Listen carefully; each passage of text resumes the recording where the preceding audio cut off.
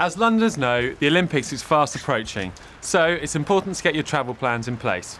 As an Olympic hopeful, I want to make sure everyone can get there to support Team GB. One of the best ways of getting around is cycling, so I'm going to test that out and meet up with a cycling expert to get some top tips on commuting by bike. My journey today takes in two transport hotspots, Waterloo and London Bridge stations. I'm going to get the train to Waterloo and then cycle from Waterloo to London Bridge instead of getting the tube, to show you just how easy it is. The first thing I needed to do was go onto the TfL website and plan my journey. Secondly, I've had a look to see where the nearest Barclays Cycle Hire docking station is. Waterloo actually has the largest in London. I put the key in, which releases the bike, and I'm good to go. Currently, there are some 8,000 bikes and 570 docking stations in the Cycle Hire scheme, which have been used for more than 11 million journeys to date. And although it's not the sunniest of days today, I'm not going to let the great British weather put me off. Many people are put off cycling in London because they don't feel confident riding on busy roads. However, there are many adapted, quieter routes available. Andreas Kambanis writes the London Cyclist blog, so I'm stopping off to get some top tips. Andreas, good to meet you. Thanks for coming along. So what's your advice for people thinking about taking up cycling?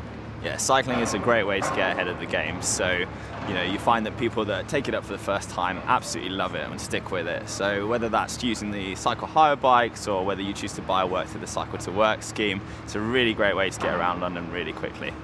Okay, brilliant. And in terms of safety on the roads? So there's three really big things that I'd advise people beyond, of course, to wear high-vis gear. And that is, the first one is road positioning. So it's really important that you give yourself about 1 metre of space away from the curve. And you'll find that drivers will give you the same amount of space that you give yourself. So that'll make a really big difference.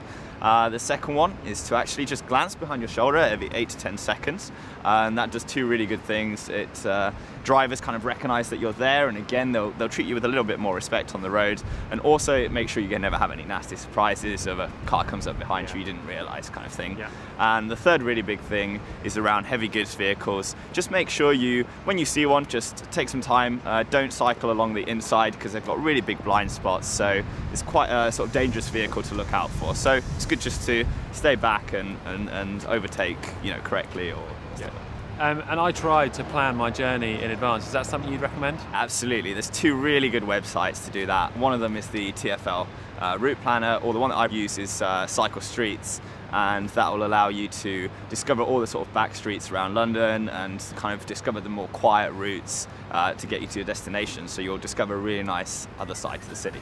So there we are. Make sure you plan ahead with your cycling using the TfL website.